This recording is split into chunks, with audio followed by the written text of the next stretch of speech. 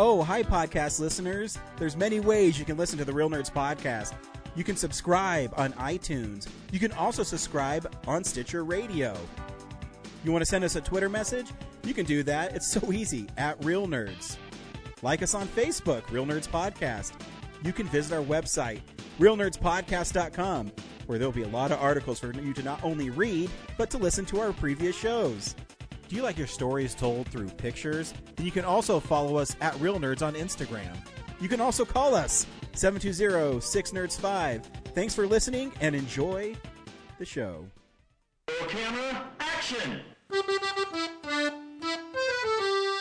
a real nerd knows who shot, and a real nerd can follow the plot, and a real nerd can... talk film! I'm sorry. Take it outside.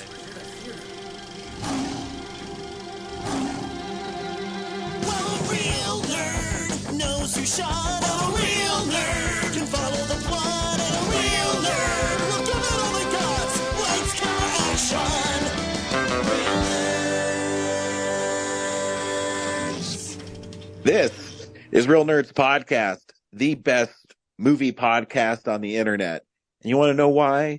Because every week we see a new movie and we podcast our experience to the world. And we've done that for 606 consecutive weeks, Brad.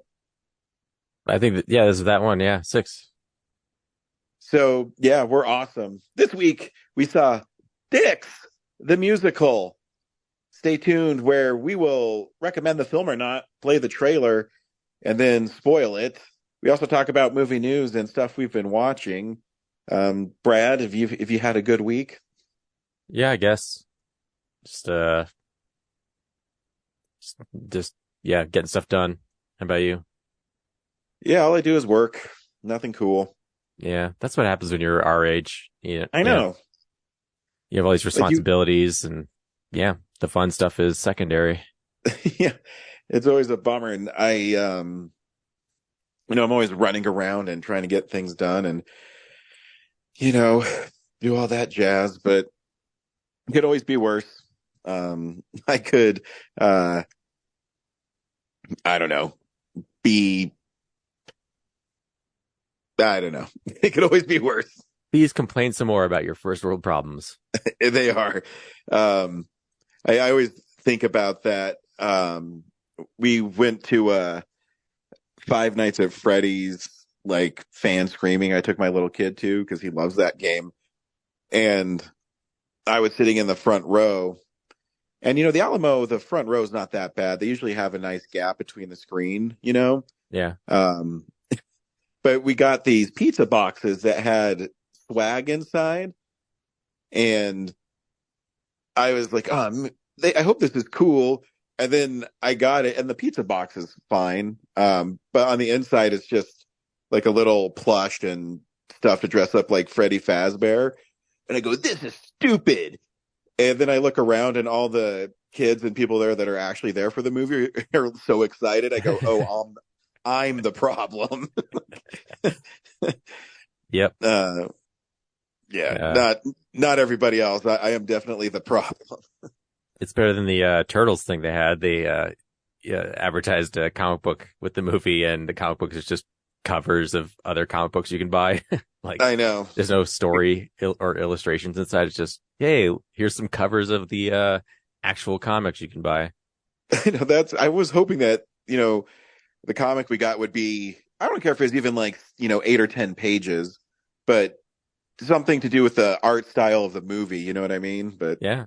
It could have been just like a scene from the movie we were going to watch, Yeah, I would have been happy.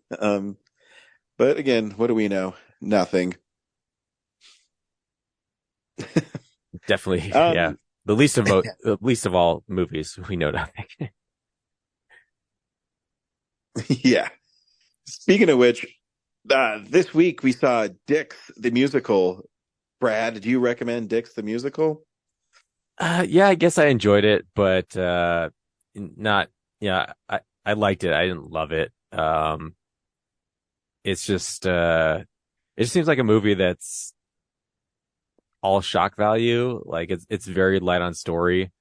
The best comparison I could say is like the South Park Bigger, Longer, Uncut versus this. I think the South Park was a little more enjoyable because it had like a story arc, whereas it felt like this movie was just an excuse to do shocking things and just up the ante over and over again. So I was kind of left wanting more out of it. How about you? I really like this movie, and it's always shocking to me. Every time I think I know why you like movies, you throw some sort of curveball, because when I see something like Father's Day that you love, this had the feeling of me of like a Father's Day where it's for shock value, especially the last song. But it's 10 years ago, man, let it go. But no, I'm just saying that I thought this would be a movie that you would really gravitate towards because of like aspects of it, but that's okay. It's still really funny. I had a lot of fun listening to it, and watching it. Here's the trailer for Dix the Musical. This is Craig Tittle. Thanks, doll. And this is Trevor Brock. You have a good day.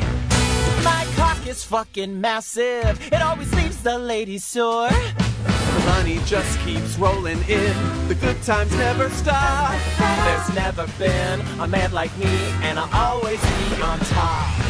Craig Tittle, Trevor Brock, my two top salesmen. You two motherfuckers look like y'all could be twins. I think we actually look very dissimilar. The only thing I have from the dad I never knew is half of a locket. We must be brothers. Not just brothers, Trevor. Twins. Wow, we're twins. We're fucking identical twins. If mom and dad got married again, then we'd have a real family. What if we trick them into getting back together? What are you doing here? The twins! Y'all are just servants, this is my palace, built it brick by brick. So get in the line, drop on your knees and suck my fucking dick. Should I open another bottle? I know it's our second, but we're not Baptists. Should we drown them in the bathtub in the old-fashioned way? Y'all fucked up. I'm gay. Queer as a $3 bill and just as thin. Life's a fucking hand job, and I only play to win. Oh, God.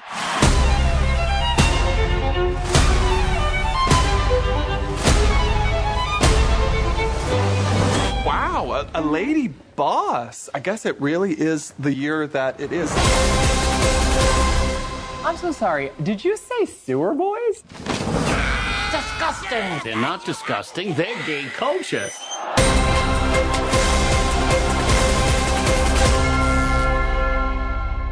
Yeah, the story's not that deep. I mean, it's literally about identical twins that don't look anything like each other.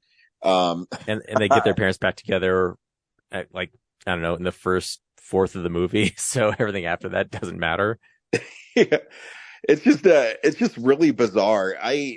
That is literally the movie. It's they find out they're identical twins that were separated at birth, that are going back now to get their parents together, and each one of their parents are really eccentric and weird. And they too are these super hyper masculine guys, even though they're super effeminate. And I guess that's really part of the joke too. Because they have that disclaimer at the beginning where it says, they really sacrifice being two gay white men to play heterosexuals, or something along the lines of that.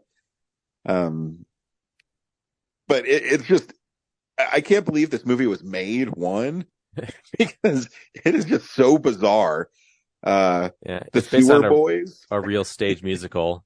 Yeah. Yeah. And I guess a producer saw it and was like, this has to be a movie. Because even like Nathan Lane's Sewer Boys that he loves, these really crude, ugly looking puppets, they make no sense in the movie at all. I mean, I don't even know why they're in there. It's bizarre. And there's an excuse for him to not love his own children. Yeah. And I always think it's funny sometimes when you do a joke. There's a comedian that does this. I think it's Daniel Tosh talked about this. You do a joke and it's funny at first, and then you keep doing it, and then it's not funny anymore, and then you still keep doing it, and then it becomes funny again. And I felt that way when he was feeding the sewer boys, where he would chew up ham and then just spit it in their face. Yeah. At first, it's really funny. And then you go, they're still going. And it goes on for, I don't know, a minute. You could see in the outtakes, like, he's just like, what did I sign up for? Like, I can't believe I'm doing this. And you know, the Megan Mulvaney, I forget her character's name, but when one of the brothers talks about how her vagina fell out and it grew eyeballs and he had to beat it to death with a flip-flop. What the fuck is they talking about? And then they literally bring out the vagina that she picked up that has 2 eyeballs. Yeah, so it survived. Yeah, and my whole time when I'm watching something like that, is there some artists, CGI artists, that get the script and they go, hey man, you need to make a realistic looking vagina that has 2 eyeballs on it. That's your job for today. Yeah. We're going to pay you for that.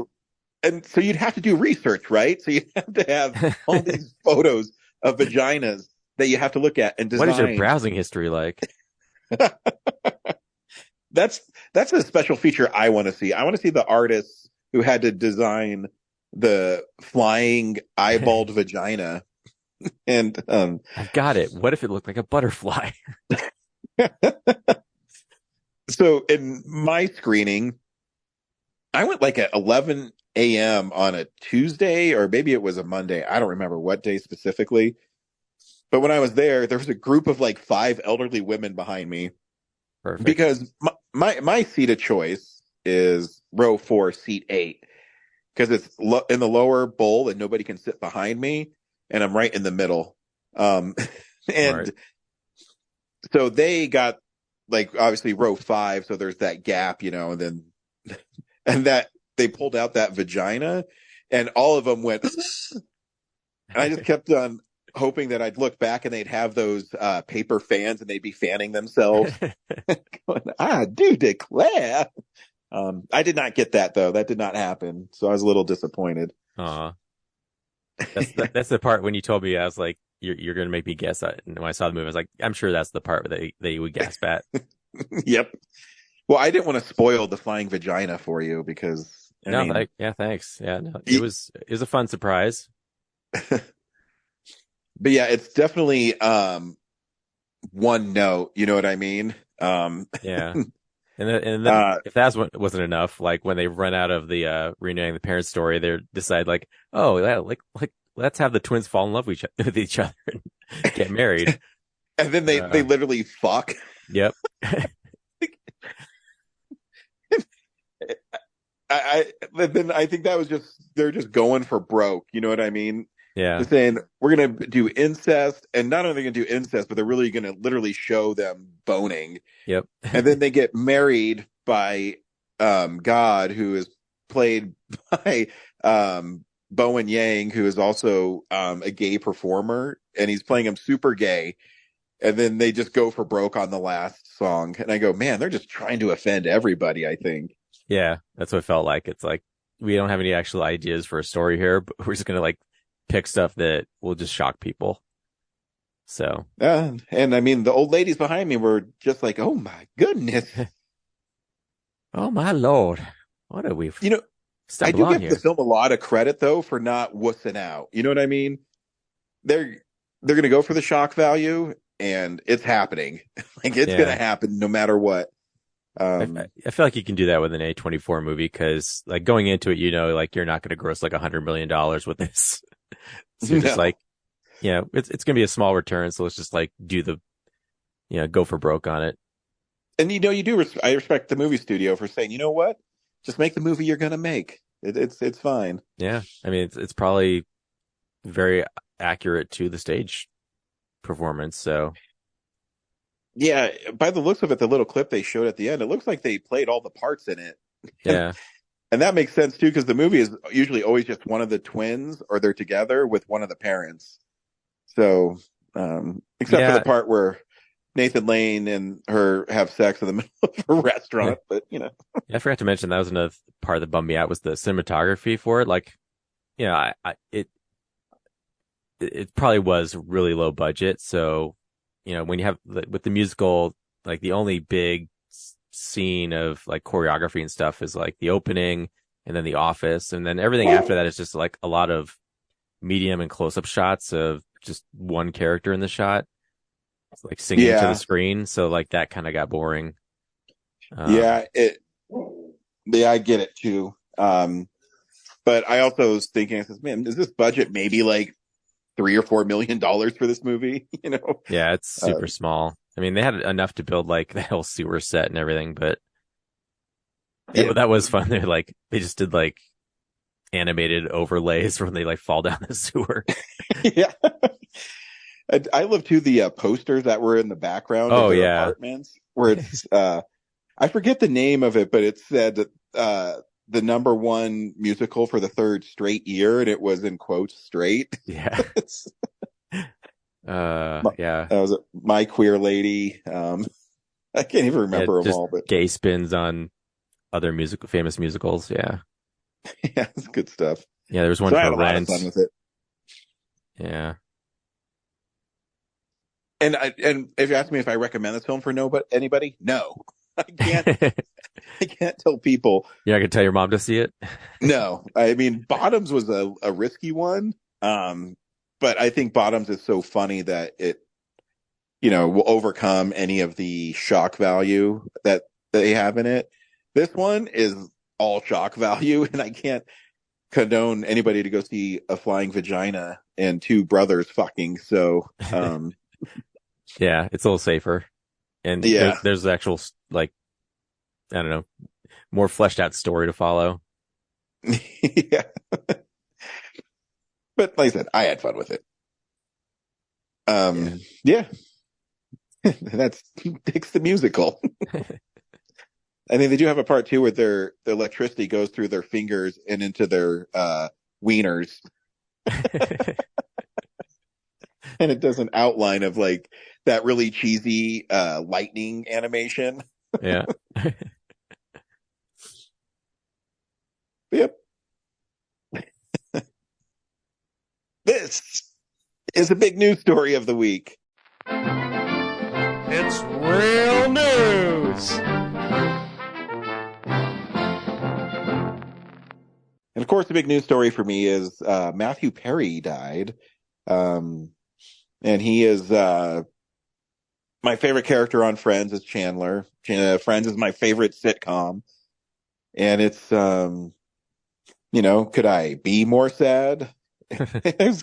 I was literally bummed out. I was driving home last night from Kellen's hockey game, and my wife told me, and I was legitimately sad. I go, oh man, I used to, that was one of the shows that I would record on VHS when I was working. I would, set my timer for it, and I'd come home and I'd have video cassettes of Friends and Conan O'Brien and The Simpsons. That was like my VHSs I had. And yeah, it's sad. And evidently he drowned in a hot tub. Yeah. I saw it earlier in the evening, and I was like, should I tell Ryan or just let him find out on his own? It's like, I'll let him find out on his own, because I'm sure, I imagine that it was going to affect you pretty bad, but I couldn't resist joking about it. Oh yeah, no, it's fine. I mean, I drove my 4Runner off the road, and no, it was one of those weird ones though, because he was so young. I mean, he's 54. Yeah. He's not that much older than us. Yeah. But you always, when stuff like that happens, you always think that, how precious life is, and make sure that you be a good person and live it to the fullest, because you never know when you have a freak accident and you drown in your own hot tub, Yeah. It's funny. I've been watching the Final Destination movies all week, and that's definitely like makes me think of some suspicious, like otherworldly thing made that happen.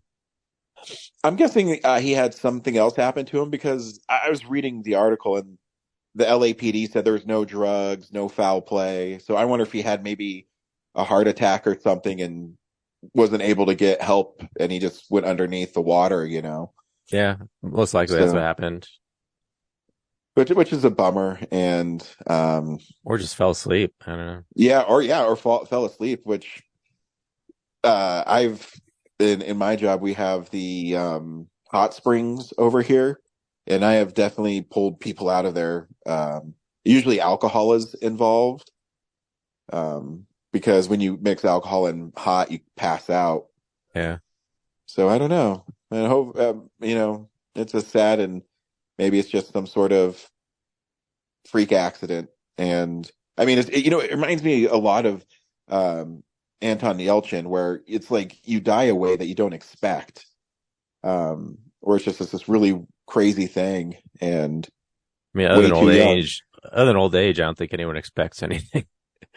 But true, unless you have a disease or something, and yeah, that's true, or suicide.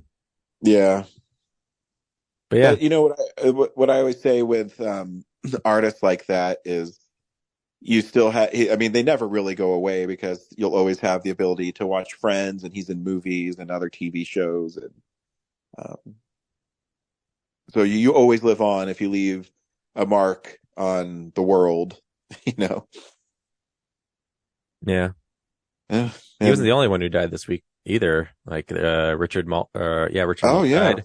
He was Harvey Dent on. Obviously, Night Court is probably his biggest claim to fame as the bailiff. But in Batman the Animated Series, he was Harvey Dent, Two-Face. And I mean, I think the 2-part Two-Face origin story is one of the best episodes. Oh yeah, in that animated series, and he plays Harvey Dent so well. I mean, I knew him from Night Court. And he's in my favorite spoof ever. He's in National Lampoon's Loaded Weapon 1. He plays like a guard at the prison where they go see the Hannibal Lecter ripoff, and he tells them, make sure you keep walking down the hallway and stay to the left.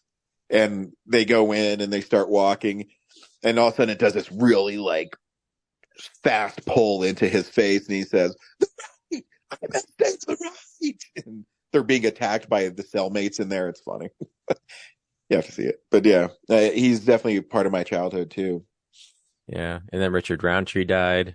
Yep. So there goes Shaft. Yeah, it's both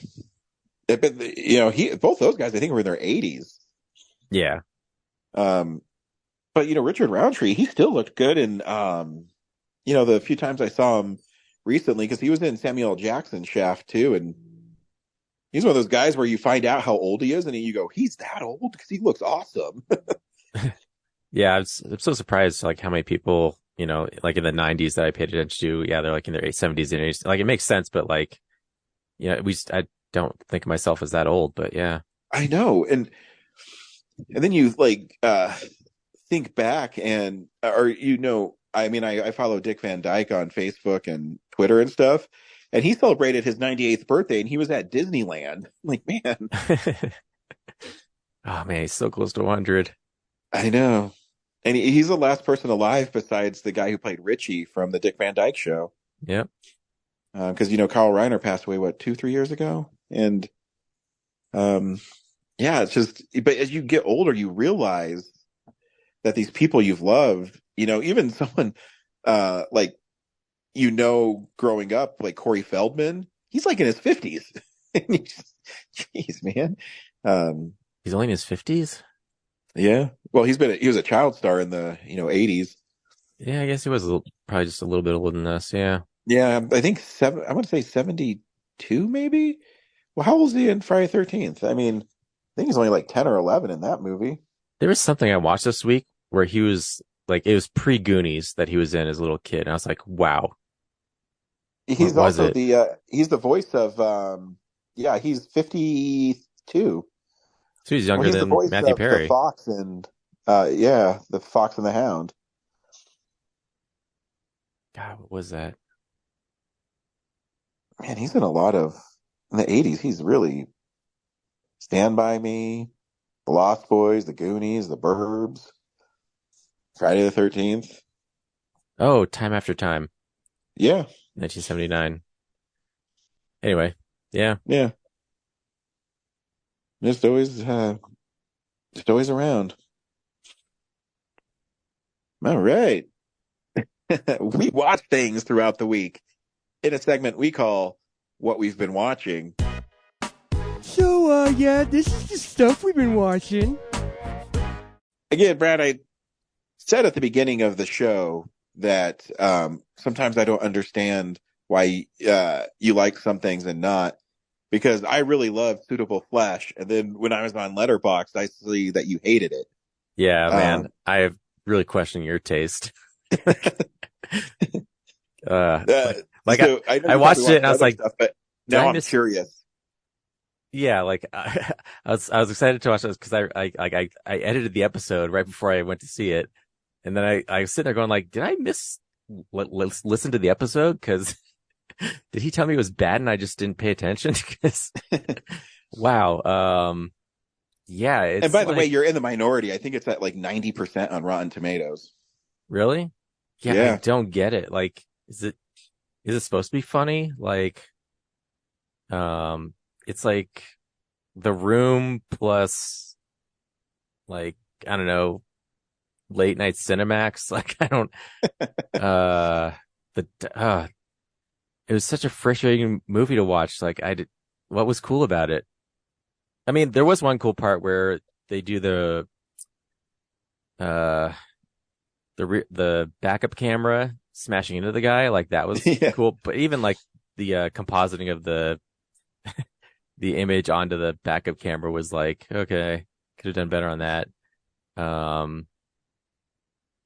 Yeah, the Heather Graham's character, like right out of the gate, is just odd because she's immediately into this weirdo, and just ignores all of her psychiatrist training immediately for this guy for some reason.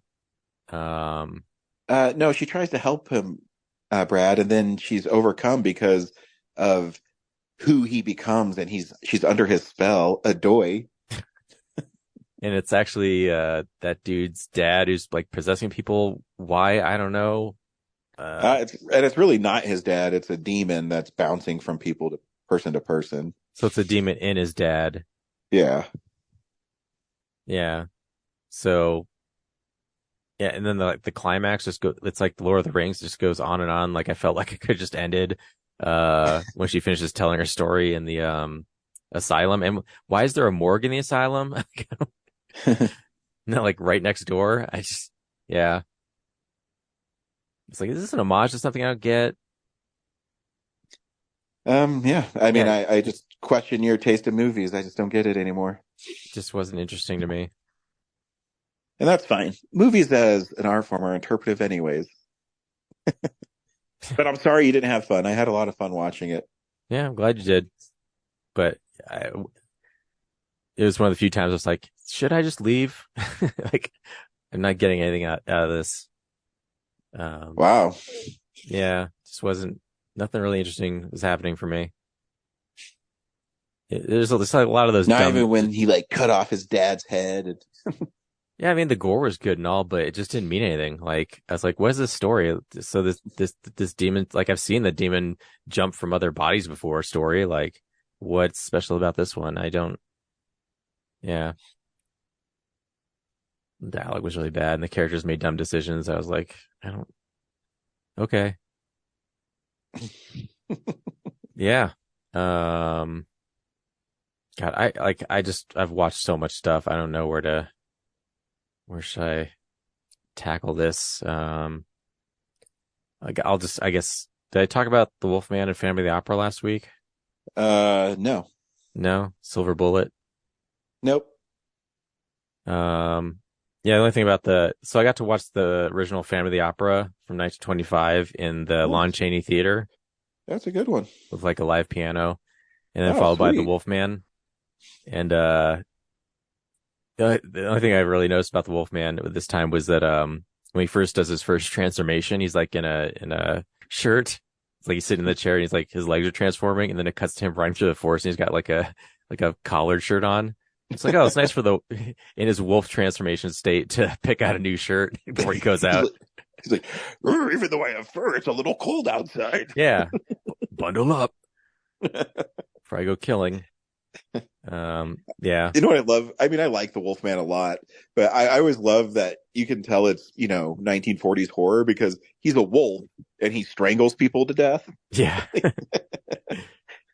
Can't show throats getting ripped out in 1941. Yeah. Let's see what else. Anything else cool? I finally watched Hansel and Gretel Witch Hunters, which was fun. You never saw it before? I'd never seen it until now. Wow. Yeah, the movie's really fun, and it's kind of stupid, but in a really fun way. Yeah, I think it knows it's stupid, which is why I was like, okay, I can get on board with this. Yeah. It's like by Gary Sanchez Productions, so Will Ferrell and Adam McKay's outfit. So it's like, oh, okay, yeah, they wanted to make us kind of a what if this was an action movie type thing. Yeah. I watched Snow White and the Seven Dwarfs and Cinderella on 4K. So I haven't seen, I've had those on DVD and I haven't even watched them until now. So I was like, okay, I'll watch the 4K transfer, and amazing. Yeah, it's crazy because you wouldn't think that 2D animation, but there is something that colors pop so much more. Yeah, the only thing is, in Snow White, there's like a ripple effect in the water in the scenes, and it looks so clean that I'm a little suspicious that they actually enhanced it by digitally warping the river and everything. You know how they did? I can actually tell you how they did that. Okay. When they animated it, they put a plane of glass over it, and every time they took a picture of the, from the camera as they're animating it, they would move the glass a little bit, and that's how they got that effect. You can find that on the special features of Snow White and the Seven Dwarfs. I watched those special features of this disc. I don't think it was in there, but yeah, it was so clean. Sorry. Go ahead. It was so clean. I was like, this has to be digital because everything else looks a little weathered, but these water effects are just so pristine. Gotcha. I do have the diamond edition of Snow White. I think it's on that one. I can let you borrow it if you really want to watch. That makes sense. I read that this 4K one doesn't have all the features. So, and then it also has a mishmash of Walt Disney's himself, from different interviews cut together as the commentary, which is cool. Oh, that's cool. Yeah, I got it. I haven't had a chance to watch it. I'm not the biggest fan of the Disney 100 Steelbooks, except I thought that one looked really sharp. I got the plain version. It's the 100, but it's not a Steelbook. Yeah, I got that in the Nightmare Before Christmas Steelbooks. I think those ones look sharp. The Cinderella one, I don't know why they used that image of her face. It looks like she's waiting for a wiener to go into her mouth. Okay.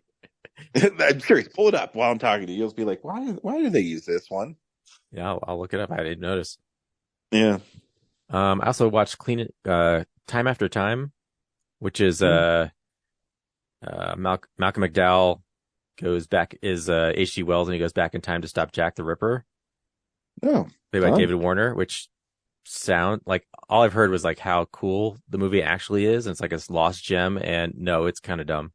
Oh man, because I like the idea. It sounds cool. Yeah, awesome premise, but yeah, the time travel never made sense. He has his own version of the DeLorean, but you need a key to come back, and right out of the gate, he's having this party with other scientists, and one of them is Jack the Ripper, but he doesn't know it. And then when the police show up, he runs downstairs to the time machine that H.G. Wells was like, "Hey guys, I made this time machine, and I'm a little afraid to use it, so it hasn't been used yet." But this Jack the Ripper's like, "Cool, I'm gonna make my escape in that machine." And so he hops in the machine, and he doesn't have the key, but he's able to go back, and then the time machine returns on its own, so that H.G. Wells can jump in it. I was like, that. I thought he said that you need the key to come back, otherwise you're stuck. But here's the machine's back. So right out of the gate, the first 10 minutes, I'm like, I don't understand this. And then H.G. Wells was like, well, I gotta go stop him. So he goes back in time, and he goes back, and so they're in London, right? Mm-hmm. And he goes back in time, and then he ends up in San Francisco, and he's like, I guess I miscalculated by 8 hours. So that means their time also includes the rotation of the earth somehow. So yeah, he's wandering around San Francisco, and it's directed by Nicholas Meyer, who did some Star Trek movies, but not Star Trek 4. Someone posted like, this should be familiar to people because he's directed another movie like this. I'm like, nope, that was Leonard Nimoy guy. But it was very similar. So like, I don't know, about the other half of the movie is just H.G. Wells walking around 1970s San Francisco being like, how do I exchange goods and services? Like, what is this newfangled thing? And then he meets Mary Steenburgen, who's a banker, and then he basically follows the trail of Jack the Ripper, who also had to get his London money exchanged for American money. And then he like falls in love with her, and then it's like a romance for the rest of the movie. Yeah. All right. Like, no, just focus on the Jack the Ripper hunting thing. That's more fun. I also watched Clean and Sober, which is a Michael Keaton drama, like right before he popped as Beetlejuice and Batman. It's a drama about him being just an addict. And then he's got like he's like a Wall Street guy, but he's got like money problems, and to avoid it, he just checks himself into rehab so that the police can't find him because like this woman dies in his bed after they do cocaine. So he thinks he might be held responsible for it. So yeah, he devises this plan to just go into rehab so no one can track him down, but he spends the rest of the time trying to sneak drugs into rehab. And then eventually like he figures out, that he has a problem, and it's like a really solid performance for him. Do you think that maybe helped when people were casting him? It's like, hey, this guy can carry movies, Oh, totally. Because you can totally see parts of this movie where he's, dramatic Bruce Wayne. There's never like a let's get nuts moment. There's just a lot of similar stuff to like him sitting at the back computer, contemplating. Yeah. Yeah, and then like the transition from being like this really shitty addict to like a guy because eventually he gets out, and then he starts to like he kind of has a thing for this girl that was also in rehab, so he kind of stalks her a bit, and then figures out that she's out of rehab, but she hasn't kicked the habit because she's with a boyfriend that kind of encourages it. So he kind of takes on himself to like help her, but it doesn't go well. Interesting. Yeah. Then I watched Hereditary, which is cool. Yeah, Hereditary sucks. It's like it's got cool, shocking moments, but like this, the story wasn't. I was constantly trying to backtrack of like, what did I miss? Yeah, no, I agree. It's one of those movies that people really love, and I go, yeah, it's okay. Yeah. And then I watched, I think, every version of Carrie that exists. Wow. I've never seen them before, and they're all right. It's like, yeah, like the only cool part is she kills everyone at the prom, and yeah, because before the prom, I mean, I like the film, but it's one of those ones that, again, it's really like a drama until the end, where then she just starts, annihilating everybody. Yeah, and I actually prefer the 2013 one because the opening of the 1976 one is just so gross and gratuitous. Like it's, just that single cam of the girls like having fun naked in the locker room. It's just like, oh yeah, it definitely has, and it's shot. You can totally tell it's a Brian De Palma film. I mean, yeah, like it just feels like he's off camera going like, yes, I tricked all these women into getting naked for my film. Like this is totally unnecessary, but I'm doing it anyway. Yeah. Because you watch the 2013 one, I'm like, yeah, totally effective without, yeah. I think, the 2013 one too is way more intense. It was one of those ones, I have it because I think I got it for like $4. And I said, oh, why not? And it's, it's a fun one. Yeah. Yeah, that's good, I guess. I'm good. What'd you watch? The most fun I had watching, I mean, I don't know if I can say it anymore because you don't trust me any longer, but I got the new Mortal Kombat animated movie called Cage Match. and it takes place in the 80s, and it's I hate the 80s. Totally. And it's basically an origin story for Johnny Cage. But what's cool about these Mortal Kombat origins stories they do, or the legacy ones, is there's no, like, they're not tied to continuity. And they took a thing from Mortal Kombat 11 where there's different timelines. So it's basically a multiverse. So they try to do whatever they can to make it fit aesthetically to whatever story they're telling. The one before took place in like a Mad Max wasteland with Kano being like a warlord. So this one is Johnny Cage in the 80s, and it's really cool because all the animation has pinks and blues, kind of neon color highlights on it. And in it, it's just he's an action star, and his star is fading, and he teams up with the real Jennifer Grey in this movie, and he tries to regain his fame, and he's called upon to protect Earthrealm. And it's funny and silly. There's not as many fatalities in it, but the overall aesthetic really fits. The last fight with Shinnok is really cool. So yeah, if you like the Mortal Kombat animated stuff, it's fun. Probably not, because you're a liar. I know. I'm a total lying piece of crap. No, I'll probably check it out. Yeah, it's fun. I'm sure it'll be on streaming soon. Yeah. So yeah, that's all I really watch. I mean, I can talk about other things, but I mentioned at the top of the show, I went and saw Five Nights at Freddy's, and oh yeah, so did I.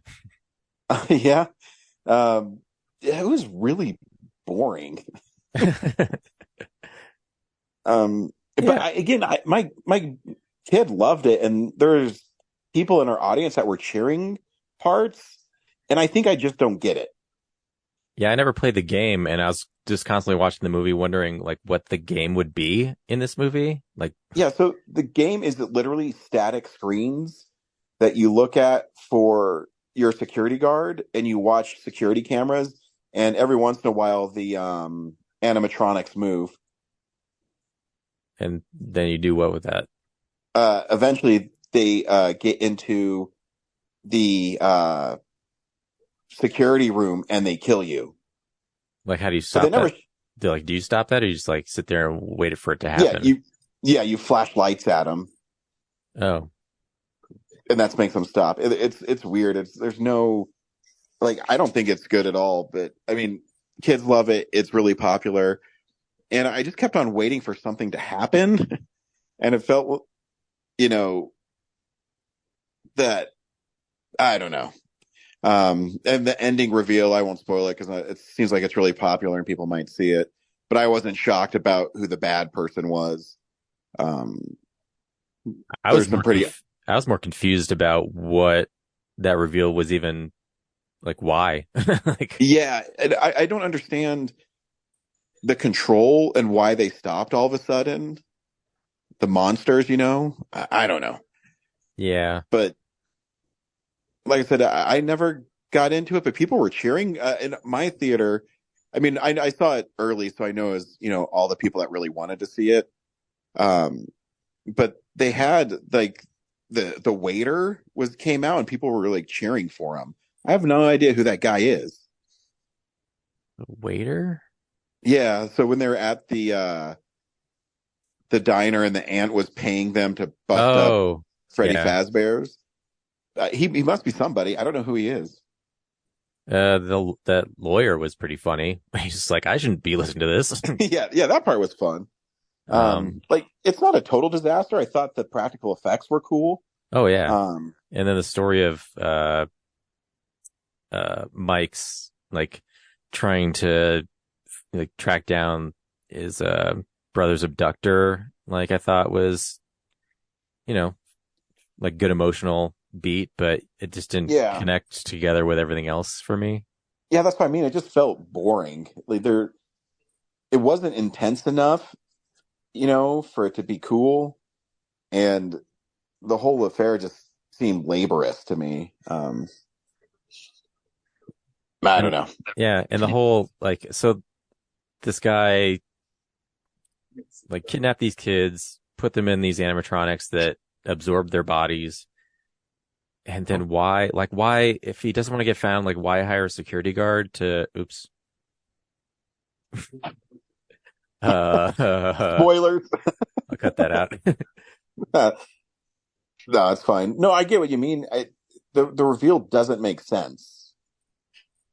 I'll cut this out because I want to talk about it with you. Like, like why hire somebody to like guard? Like your murderous animatronic kids do a better job of security than hiring a dude to do that who's just going to discover your secret. You know? Yeah, that part made absolutely no sense at all. And you know, and why? Like, I don't understand why he's killing people in the security place to keep. I don't know. I can't understand what's going on. And then his daughter's like protecting it, like and she's a police officer. Yeah, she's a police officer, but she's afraid of her dad. And I don't know. And I hate easy way outs.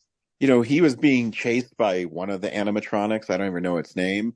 And he couldn't get out the door. And then the next scene's cutting to him being fixed up by the police officer. Like early in the movie, we saw someone get murdered because of that. And then, he just gets rescued. Yeah. Because she takes a liking to him for some reason. Yeah. And like, why after all these years is she helping this guy? It would have been cooler if Freddy Fazbear was like his brother, you know? Oh, yeah. Yeah, totally. You know, one of the animatronics was his brother, and that's why he didn't hurt his sister. And the only way they did is because they were being controlled by that chick's dad. To me, that sounds way more cool than, no, he's just dead. Yeah. Yeah, did connect very well at all. Yeah. But, you know, like I told you, I don't think it's a total disaster. It's just, I don't know. Or you could go even more messed up, and his sister is actually his brother. Like, I don't know, like like a sleepaway camp kind of thing. Yeah, or what's it? Let the Right One In or something. Like, the parents made him think because they always wanted a girl, so they like abducted him, and then to hide the secret. Yeah, I don't know. Yeah, that's always hard because that lady was way too pretty. Yeah, the whole time I don't understand like what the bad guys plan. Like he's abducting children, and then like that was like 20 years ago, so he would have like more children abducted so there'd be tons of like animatronic kids or something. Yeah, I asked Kellen too. I said because I knew all the characters that were, you know, in the little show. Because Kellen likes them, so I knew who Chica and Foxy and Freddy Fazbear are. Yeah, I've seen all the merchandise. Yeah. So I asked Kellen, I said, is that Yellow Rabbit in it too? And he says, oh yeah, it's in some other one, and he's really hard to kill. I go, okay, all right, well, sure. I don't know. But yeah, it could always be worse. And my kid really liked it, and whatever. Yeah, going into it, I was like as the trailer came out, like we saw Willy's Wonderland, I think 2 years ago. Yeah. I was like, oh, like this is the thing I think Willy's Wonderland is based on. But, you know, even though I didn't like Willy's Wonderland that much, I almost feel like it's a better version of this. Oh yeah, no, Willy's Wonderland is one of those movies that I watch and it's fun. Cause it's, you know, it's not like a great movie, but at least it's gory and over the top. So this one just tries to be, that one tries to be serious. Yeah, it's like this serious, heartfelt, like guy trying to keep his sister away from his aunt at all costs. Yeah. Just quick ones. I watched Fall, which is way better than I thought it was going to be. There's some CGI at the beginning that's really janky, but it's well acted and has a nice pace to it. When I was at Telluride Horror Show, I went to the Vinegar Syndrome booth, and it's always a crapshoot at Vinegar Syndrome. I respect them because they take weird ass exploitation movies. So I watched this movie called Steel and Lace about this woman who she's raped and she goes to trial with her accuser, and it's weird because it's really like this was made in I think 91 or something, but how things that old play to how it is now. So she's in the opening of the film and she's in a courtroom with her rapist, and he did it, but he's very wealthy and he's able to get away with it because he has friends that testify for him that says he never did it. I go, that's eerily familiar right now. But anyways, so after the court and the guy's acquitted, this woman is distraught and she jumps off a building and kills herself. And her brother creates a cyborg out of her body, and she poses as these different women to lure these men to like a room or whatever, and she freaking murders them in really gruesome ways. It's pretty fun. Like the first guy she like hugs and he's like filling her up, and then she has this screw, like big giant screw, come out of her chest. It like rips him open through the front and out the back. It's like awesome. Nice. You just remind me of a Suitable Flesh, like when that dude just grabs her crotch and she's just like, oh, okay. And then she just lets it just go. Like that wasn't weird at all. Yeah. So the movie is like, it's cheaply made. They do have Bruce Davison in it though, who was in Suitable Flesh. And yeah, but it's like it's really cheesy and gory in a fun way. Like it's not a great movie, but it's fun. And it's kind of cool to see douchebag rapist, like what do you call them, corporate goof goons get just murdered. I don't know. There's something about it that just brings me joy. So that was fun. And the last thing I watched is Talk to Me, which is another A24 film. And it's about this embalmed hand that when you grab it and say, talk to me, you see ghosts. And when you say, let me in, or I let you in, something like that, the ghost inhabits your body and they talk to you. And you become them. They do so it's like this cool party game that these kids do, but it backfires on one of them and it becomes kind of a possession movie. And but it deals with the traumas of also losing a parent, and it's actually really good. Yeah, I've been trying to see it. There's lots of gore in it, but it's like disturbing gore, and the performances are really good. It's an Australian horror film, so I don't know if A24 saw it and just decided to distribute it. Yeah, I think they do that a lot. Yeah, it's really well done. The acting in it's really great. And there's the parts where it's kind of uneasy, and it's just well done.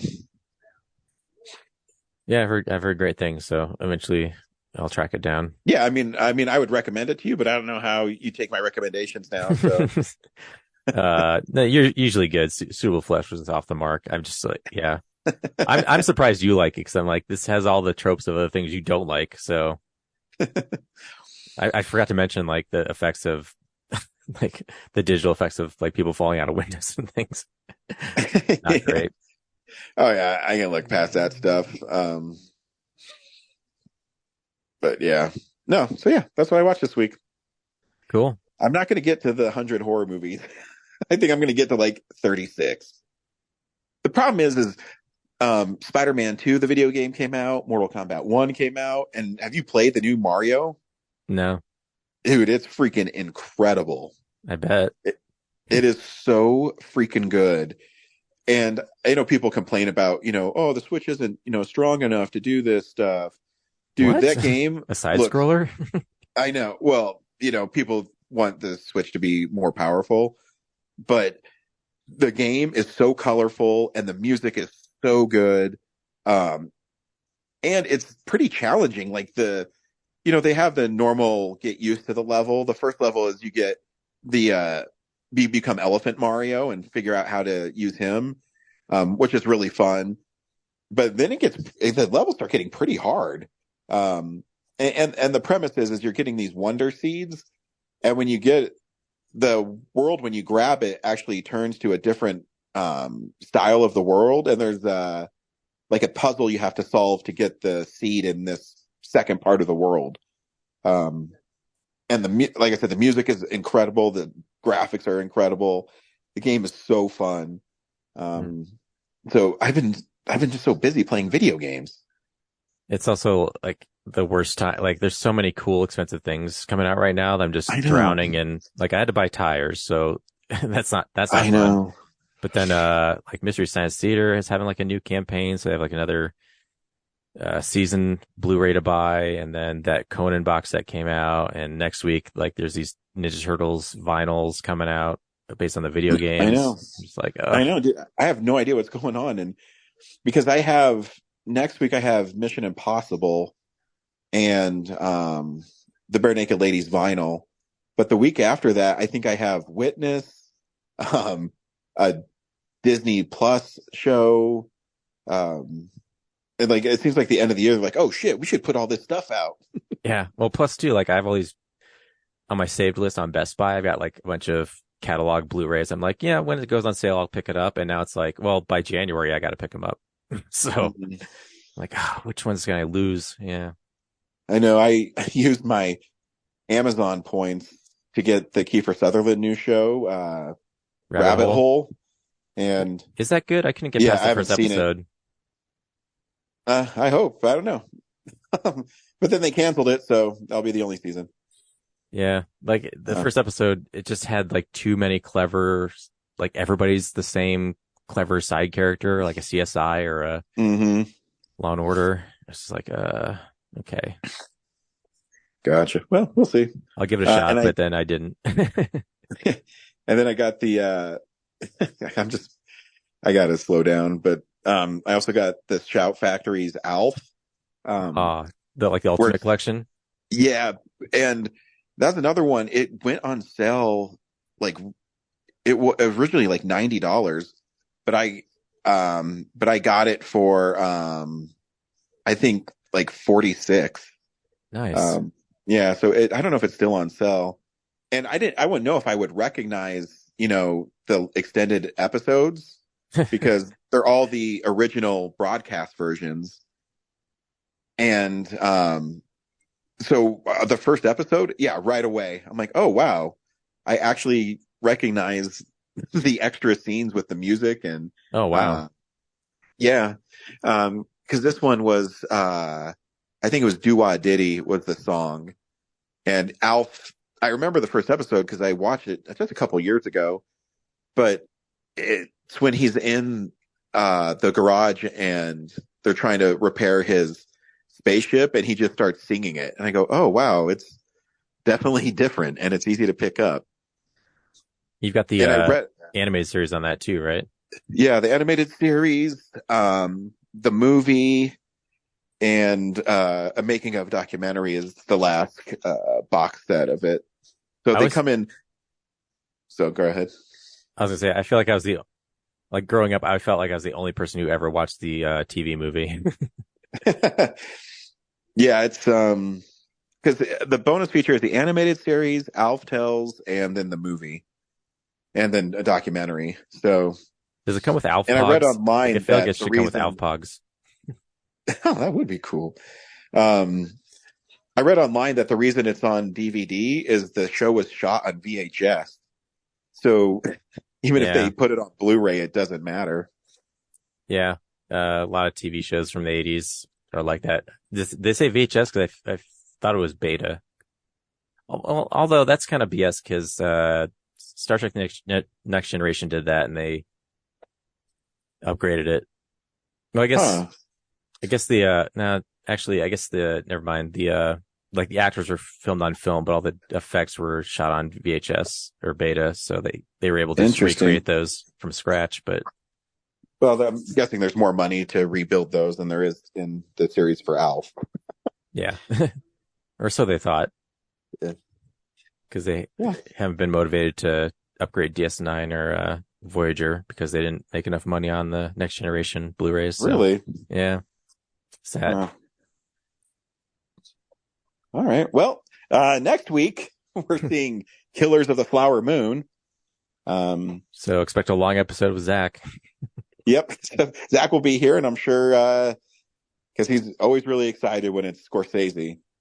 I saw his review on a Letterboxd, and like I've seen the movie, so I posted like, "Yep, the ending is totally Zach catnip," and then he wrote like 3 essays of comments based on that comment. So, yeah, he is passionate about certain movies for sure. I'm just gonna sit back and let him enjoy his episode. That's what makes him a real nerd. So yeah, until the next time, we'll see you at the movies. Bye. Well, a real nerd knows who shot. A real nerd can follow the plot. And a real nerd will give it all they got. Lights, camera, action. Real nerds.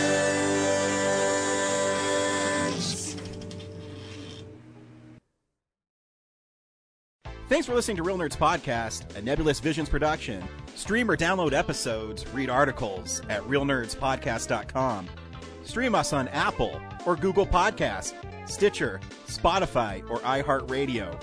Follow us on Facebook, Real Nerds Podcast, Twitter and Instagram at Real Nerds. Watch us on YouTube, Real Nerds Podcast. Email us at realnerds@gmail.com. Call us at 720-6nerds5. Thank you to Sparks Mandrill, Mike at Plan 9 Studios, and Bolognium for all of our groovy theme songs.